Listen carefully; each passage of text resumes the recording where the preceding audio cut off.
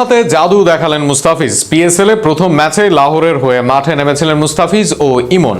সেখানে ব্যাট হাতে ভালো করতে পারেননি ইমন, তবে বল হাতে দারুণ করেছেন মুস্তাফিজুর রহমান।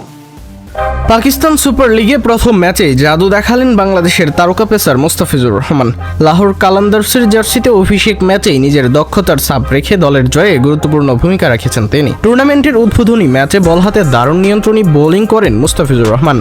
মাত্র ১৯ রান খরচায় তুলে নেন একটি গুরুত্বপূর্ণ উইকেট। তার স্লোয়ার আর কাটারের মিশেলে প্রতিপক্ষ ব্যাটারদের বেশ ভুগতে হয়েছে। ম্যাচে প্রতিপক্ষ হায়দ্রাবাদ কিংসম্যানের বড় ব্যবধানে হারায় লাহোর কালান্দার্স, জিতে নেয় ৬৯ রানের বিশাল জয়। ম্যাচ শেষে সংবাদ সম্মেলনে এসে দলের বোলিং ইউনিট নিয়ে সন্তোষ প্রকাশ করেন পাকিস্তানের তারকা পেসার হারিস রউফ।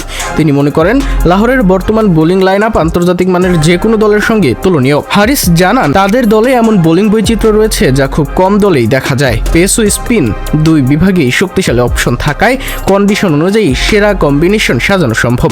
এমনকি বেঞ্চেও মানসম্মত বোলার থাকায় দল আরও ভারসাম্যপূর্ণ হয়ে উঠেছে। তবে মুস্তাফিজকে নিয়ে আলাদা করে প্রশংসা করেন হারিস। তার ভাষায়, বিশ্বের বিভিন্ন টি-20 লিগে খেলার অভিজ্ঞতা মুস্তাফিজকে অনন্য উচ্চতায় নিয়ে গিয়েছে।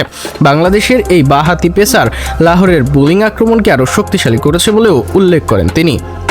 হারিস আরও বলেন, মুস্তাফিজ একজন অত্যন্ত অভিজ্ঞ বোলার, যার কাছ থেকে শেখার অনেক কিছুই রয়েছে। তিনি নিজেও চেষ্টা করবেন মুস্তাফিজের কাছ থেকে নতুন নতুন বোলিং কৌশল রপ্ত করতে এবং সেগুলো ম্যাচে কাজে লাগাতে। সব মিলিয়ে পিএসএলে নিজের প্রথম ম্যাচেই প্রভাব ফেলেছেন মুস্তাফিজুর রহমান। তার পারফরমেন্সে যেমন খুশি দল, তেমনি প্রতিপক্ষরাও বুঝতে পারছে দ্য ফিজ এখনও বিশ্ব ক্রিকেটে কতটা কার্যকর।